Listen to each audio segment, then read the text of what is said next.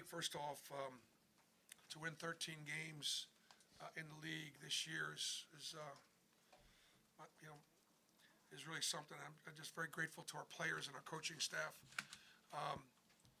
because this league was daunting. It's the best I've seen it.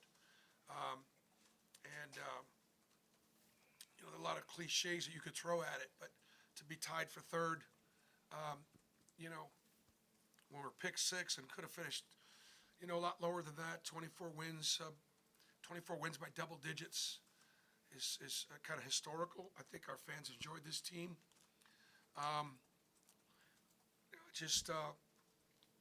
So just reflecting on that, I'm very grateful for that. I'm a regular season guy. I'm a grind guy. I am. And I know to the victor go the spoils in postseason, and I'll be excited about postseason. Don't misunderstand me. But as a coach, I'm gonna get ready every night. I'm gonna get our guys to try to play hard every night, play the right way, and then put ourselves in position to make something happen in the tournament. You know, we got some guys like Denver Jones playing like really, really well, really, really hot. Stuff like that continues. Janai Broom does what he does. Chaney and Jalen Dillon. Our front line was really, really, really, really good. I'm just not sure that I'm not so sure there's a better front line in the SEC. That's a lot, because Tennessee's is really good, and Kentucky's is really good, and Alabama's really good. I mean, and I don't usually heap more praise than I do. Very proud of those guys. To sweep Georgia matters. That game matters. It's Alabama and Georgia, the games that matter, at least to our fan base, the most. I thought Georgia's team played hard and came in with a good game plan. We played exceptionally well in Athens. And so when it came to a second time around, you know, what buttons do you push? What do you change when we put our cards on the table? And Mike made some adjustments, and we both did. But it was a good win. Obviously, we shared the ball. On the offensive end, 29 assists is a pretty good way of sharing it. Berg, and then Johnny, and then Jack. Bruce, Denver going 7-9 from deep is tied a career high for him. I think he's hit over 50% of his threes the last 10 games or so. Like, Yep. What does that mean for this team when he's hitting like that? Well, it makes us more dangerous, and a better coach would have got him 14 shots instead of just 9. For real. So that's on me. But the thing I love about Denver is he's locked in defensively.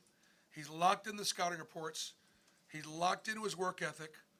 Like, he's being rewarded because he does all the right things almost all the time. And so, you know what? You put yourself in position for God to bless you. And whether you get the blessing or not, you put yourself in position. Denver Jones has put himself in this position with the way he trains, the way he works, the way he carries himself. He's a terrific player. Hey, Bruce, you've coached in this SEC tournament so many times now. Can you speak to how big it is to get that double bye, just from in terms of rest, and if you have designs on winning the thing? Well, it takes 3 games to win a tournament, 3 games to win a championship. So we've won 3 games in a row several times this year. Obviously, we know the competition in the league is incredible. The hardest game to win will be the first one. With our depth, once we get past the first one, if we can get past the first one, the second and third will actually be easier. The opponents won't necessarily, but our depth's been really good. Our guys should be fairly fresh. You know, we don't know. I don't know what our matchups are yet. I haven't really looked at it yet. So, does anybody know who we're playing first yet? Do we know? South Carolina, Vandy, Arkansas. Okay. Vandy gave Florida a really good game today, didn't they? They beat them? They beat them. Vandy beat Florida. Yes. Tells you a little bit about the league. And South Carolina and Mississippi State was a nail biter, right? And Arkansas almost beat Alabama. So you look at those 3 teams right there, and you look at how all 3 of those teams played. They're all playing well. And so we'll be ready for them. Jack and then Mike in the front. Coach, every time that Georgia seemed to go on a run and cut that lead down, your boys battled back and they extended that lead, pushing it to about a 20-point lead at one point. Just talk about the resiliency the guys had to take Georgia's best shot and be able to hold them off and continue to push that lead forward. I appreciate that. I mean, that's what good teams do.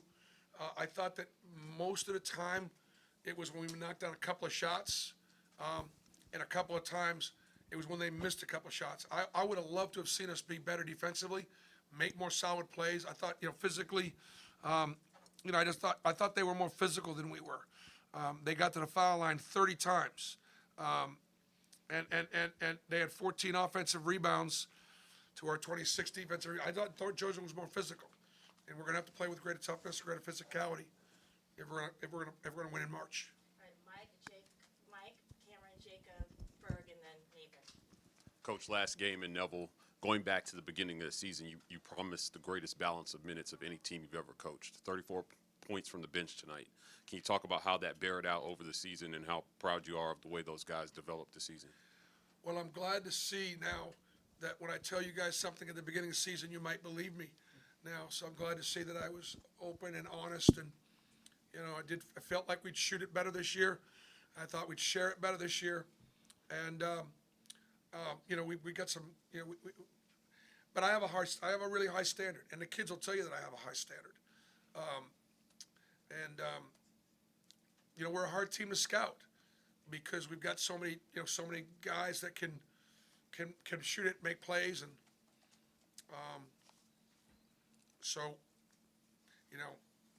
and I also think because nobody's had to carry us, and Jedi Broom on many teams will play 32, 33 minutes, and a big fellow could be exhausted this time of the year. He's not, and so hopefully his motor will run at a high level, and he'll be able to again Cheney and Jay will.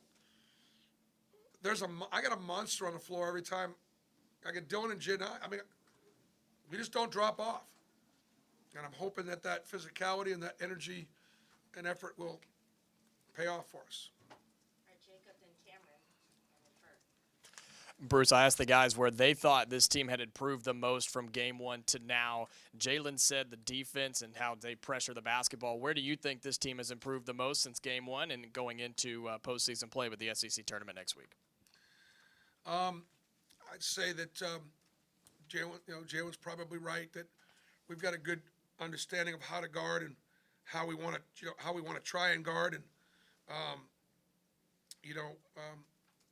Georgia scored 47 in the second half, so I'm not really high on our. I don't know if I agree with Jalen right now after that second half. But the team's got better, in a lot of ways.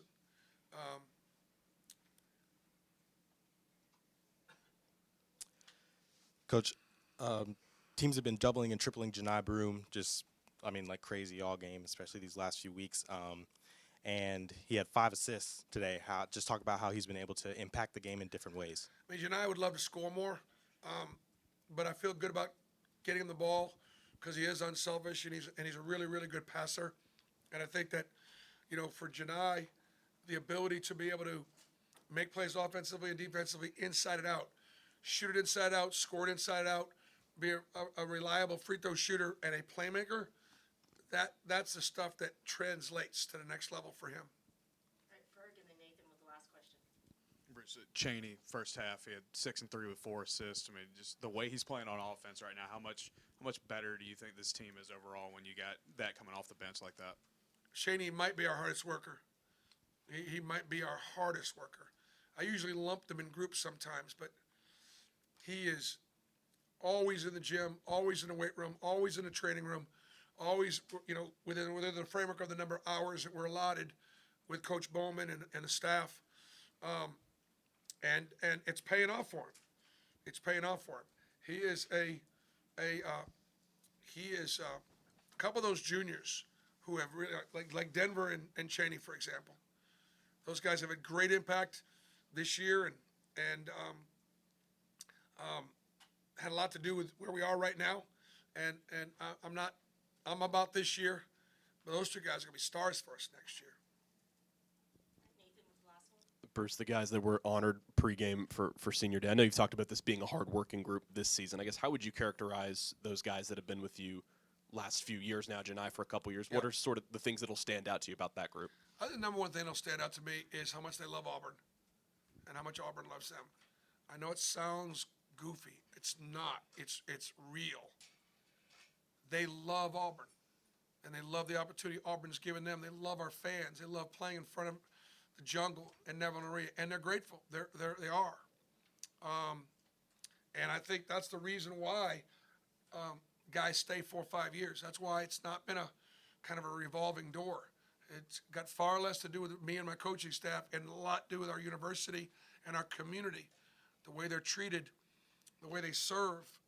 That stands up to me.